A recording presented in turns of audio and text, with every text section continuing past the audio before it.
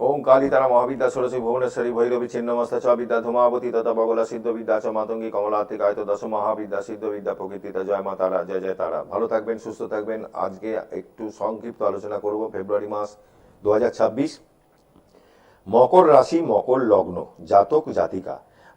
মকর লগ্ন বা রাশি সাপেক্ষে জাতক জাতিকার এই মুহূর্তে বৃহস্পতি বসে আছে ষষ্ঠে, শনি বসে আছে তৃতীয়, রাহু বসে আছে দ্বিতীয়। তা দ্বিতীয় রাহু কি করবে? দ্বিতীয় রাহু খরচা করাবে।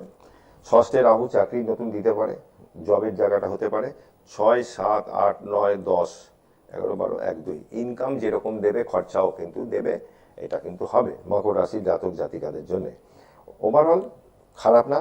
তৃতীয় বসে পঞ্চমে, যদি যাদের সন্তান আছে বলবো তাদের একটু সন্তানদের নিয়ে একটু টেনশন দেবে। ষষ্ঠে বৃহস্পতি থাকায় পেটের সমস্যা নিয়ে যারা দীর্ঘদিন ধরে ভুগছেন তারা একটু ডাক্তার দেখিয়ে নেবেন, পেটের সমস্যা কিন্তু চলতে থাকবে। এটা আপনাদের মকর লগ্নের রাশি জাতক জাতিকাদের এই মুহূর্তে রবি মঙ্গল শুক্র বোধ চারটে প্ল্যানেট আপনার লগ্ন অথবা রাশিতে বসে আছে। মাথা কিন্তু হঠাৎ গরম হয়ে যাবে। মাথা যাদের খুব টেম্পারমেন্ট খুব হাই তাদের বলবো নিয়মিত একটু প্রাণায়াম জপ করুন। যে কোনো একটা মন্ত্র ঘুম থেকে উঠে বসে চোখ বন্ধ করে, সে ওম নমঃ শিবায় হোক, যে বীজ মন্ত্র যদি থাকে বা আপনার গুরু দীক্ষা নেওয়া থাকে গুরু মন্ত্র জপ করুন। একটু বসে 10 মিনিট 20 মিনিট অন্তত জপটা করুন, তারপর খাট থেকে নামুন। ঠিক আছে?